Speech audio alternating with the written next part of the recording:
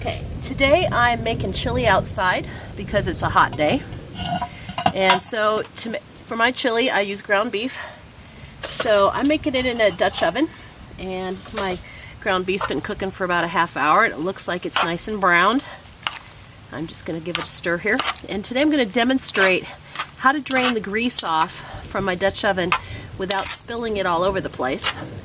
You can do this on the stove with a big skillet or a big pot just as easily, as long as you have a lid for that pot. So I've got it stirred up.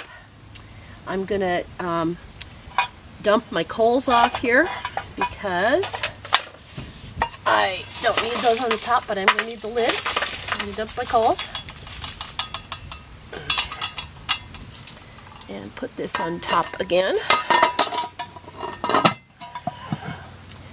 So the trick of doing this effectively without having your meat spill everywhere is to use a fork. This was a clean fork. And I'm going to put it upside down in my pot along the edge of where I'm going to drain my grease. Because if you don't do that, you end up with the lid and the pot making such a tight seal that you can't get the grease to drain out. So I'm going to put these right here. I've got a couple of spare tin cans. And so I've got my pot.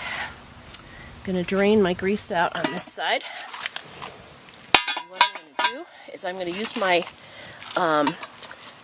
the handle I had to have my lid off. I'm going to hold that just as tight as I can against the pot.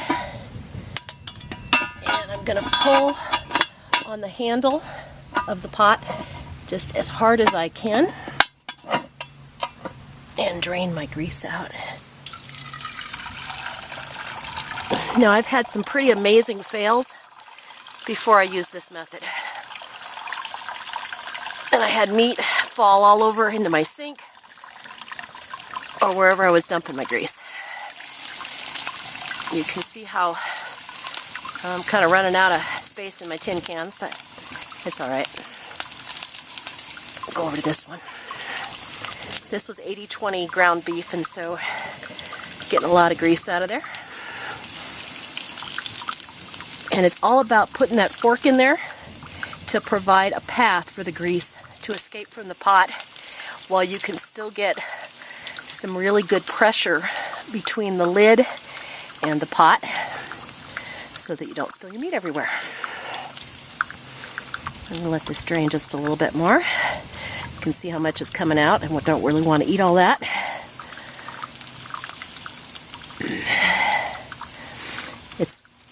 I'm using quite a few muscles to keep this from doing this. I'm going to flip it over again. Set it down, and we'll take a peek at how our pot looks, and we'll grab our fork out. But it looks like we did pretty well. If I look over on this side, there's a teeny bit in there, not much. Grab my fork out, and now I'm ready to do the next step for my chili.